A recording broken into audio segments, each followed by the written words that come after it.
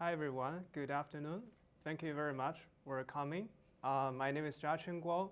I'm currently a PhD candidate in the Theoretical and Applied Mechanics program at Northwestern. So today I'm going to present you ASAP, which I believe will be the next generation product for the engineering design. And I believe this will revolutionize the whole field. So to start with, I just want to give you some brief concept here. We know like in engineering, the common practice right now if you want to design a product is through prototyping. So what is a virtual prototyping? Basically, you want to virtual prototype a physical product into the computer so you can interact with your design. I'll give you one example. Like back in the early 20th century, we know like famous Wright brothers, they try to design and test an airplane. You can see they're testing the airplane by themselves, which is a very brave.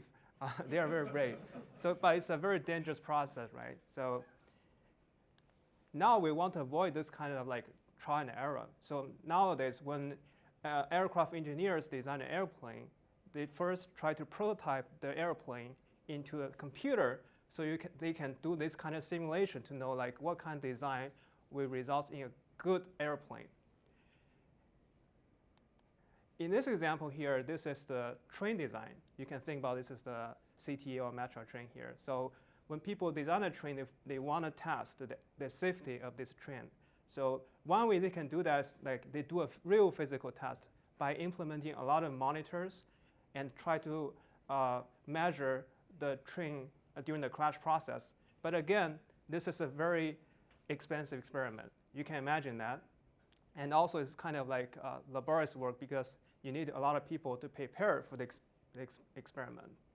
But actually right now we can do this kind of train crash test inside a computer like this. By changing the parameters of this train design, we can try to design the best train that can yield the safest design. So that's the reason why virtual prototyping, or abbreviated as VP, it can offer such a useful digital twin for cheap, fast design. However, there are still some challenges in the VP process. I list 4 challenges here. The first one is it requires a lot of knowledge for this kind of design.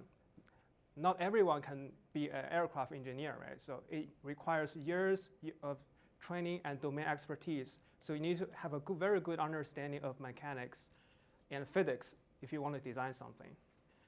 Secondly, when we try to virtual prototype something, we need to simulate the physical product inside a computer. So you need to have a very good understanding of complex numerical algorithms. And again, it requires years of learning process. For me, I have been learning this for 10 years. So it's a very challenging subject. And thirdly, we know like in a virtual prototyping process, first of all, you want to create a geometry of the real physical product inside a computer. And then you need to put that geometry into a numerical code. And then you have to write a very nice report for your manager to convince him this is a product we want to produce, right? So you can see there are many different stages in this process. And each stage really requires expertise. So it is a process with complex interfaces. And last but not least, it is a laborious work. You know, we have computer-aided engineering engineers. We have test engineers. We have simulation engineers. This is a very large field, and it requires a lot of work. It is a laborious work. And from these 4 different aspects, you can see the classical VP process. It is expensive, and of course, it is an iterative process because you need to repeat this procedure again and again until you achieve a good product. And of course, because it involves different stages, so it's fragmented. Now, what I want to do here is I want to use the AI, artificial intelligence technology, to revolutionize the field. I guess everybody here knows ChatGPT, which is a very powerful large language model. And this is a Sora, which is help you to create some videos. So those are the large language models and also the large vision models. But as mentioned by the CEO of NVIDIA just at the beginning of this year, this is only the beginning of this AI revolution. So you can look here, this is only the second stage where we classify it as generative AI.